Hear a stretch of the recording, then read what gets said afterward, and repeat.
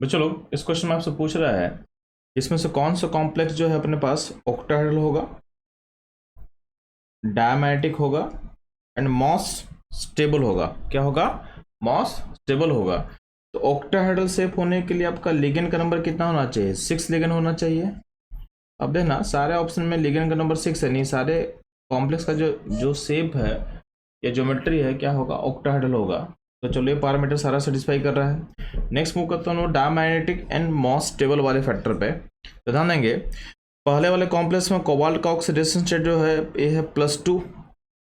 अब इसमें वाटर कैसा लिगेंड होगा? वीक लिगेंड होगा। तो ध्यान देना +2 स्टेट में कोबाल्ट का जो कॉन्फ़िगरेशन होता है ये होता है आर्गन 3d7।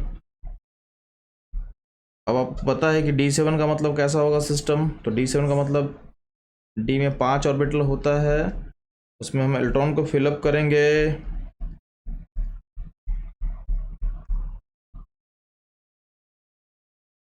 ठीक है, तो इस तरह फिलअप कर सकते इलेक्ट्रॉन को। अब ध्यान देंगे यहाँ पे क्या है, 3 इलेक्ट्रॉन क्या है? अनपेयर्ड है। 3 इलेक्ट्रॉन क्या है बच्चों लोग? अनपेयर्ड है। तो ये सिस्टम क्या हो जाएगा?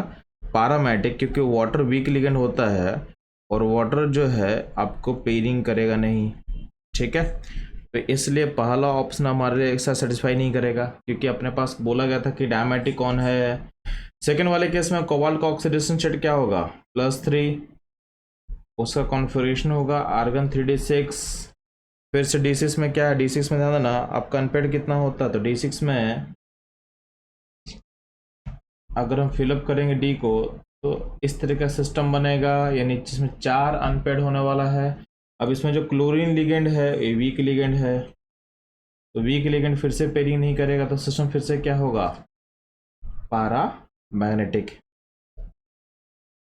पारा मैग्नेटिक, यानी ऑप्शन बी भी क्या होगा? सही नहीं होगा। ठीक है, ऑप्शन सी का हम बात करते हैं। तो इसमें कोबाल्ट का ऑक्सीडेशन स्टेट क्या है?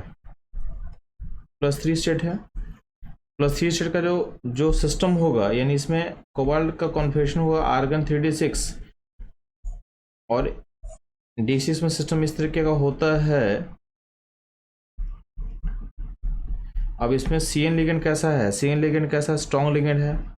तो आपको पता होना चाहिए कि स्ट्रॉन्ग लिगेंड क्या करता है बच्चों लोग, अगर पॉसिबिलिटी है पेयरिंग करने का तो पेयरिंग कर देगा। तो इस केस में आपके पास पेयरिंग करने का पॉसिबिलिटी है, तो इसमें जो कोबाल्ट का +6 स्टेट प्लस जो 3 स्टेट है उसमें 4 अनपेयर था, तो उसको पेयरिंग करके वो इस फॉर्म में लेके आ जाएगा D6 को, यानी यहाँ पे अनपेयर बचेगा 0, तो सिस्टम हो जाएगा डायमैग्नेटिक।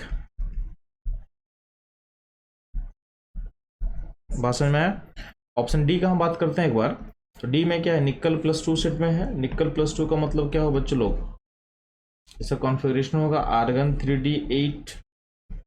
अब अमोनिया लिगेंड इसे पेयरिंग नहीं करेगा, तो पेयरिंग नहीं करेगा तो इस केस में आपके पास अनपेयर्ड इलेक्ट्रॉन कितना बचेगा? तो 1 D8 को फिलअप कर लो, पेयरिंग होने वाला नहीं है, तो इसमें 2 अनपेयर्ड बचेगा। सिस्टम हो जाएगा क्या बच्चों लोग? पैरामैग्नेटिक। तो बस हम मैग्नेटिक बिहेवियर देख के बोल सकते हैं कि मेरे पास जो ऑप्शन A, B और D है वो मैच नहीं करेगा हमारे साथ, ऑप्शन C करेक्ट होगा। इवन जो नेक्स्ट फैक्टर उसमें बोला गया कि मॉस स्टेबल कौन होगा, तो ध्यान देना आपका जो कॉम्प्लेक्स का स्टेबिलिटी डिपेंड करता है। कॉम्प्लेक्स का स्टेबिलिटी डिपेंड करता है किस पे? स्टेबिलिटी कॉम्प्लेक्स डिपेंड करता है लिगेंड के स्ट्रेंथ पे। कौन सा लिगेंड स्ट्रॉन्गर होगा? तो स्ट्रेंथ ऑफ लिगेंड और सेंट्रल मेटल का oxidation state. Oxidation state of central metal. तो ध्यान देना सबसे सबसे सबसे स्ट्रॉन्ग लिगेंड कौन सा इन सारे में है? तो CN- इसमें स्ट्रॉन्ग लिगेंड है, और प्लस जो इसमें कोबाल्ट का ऑक्सीडेशन स्टेट भी क्या है? +3 है। क्या है? +3 है। तो दोनों फैक्टर सपोर्ट कर रहा है कि जो कॉम्प्लेक्स जो C ऑप्शन में दिया हुआ है ये आपके पास क्या होगा? मॉस स्टेबल होगा। तो इस क्वेश्चन का जो करेक्ट आंसर होगा ये होगा ऑप्शन C। तो बच्चों लोग ये था इस क्वेश्चन का एनालिसिस। इस तरह के एनालिसिस के लिए हमारे साथ जुड़े रहें। हम लोग मिलते हैं अगले क्वेश्चन में।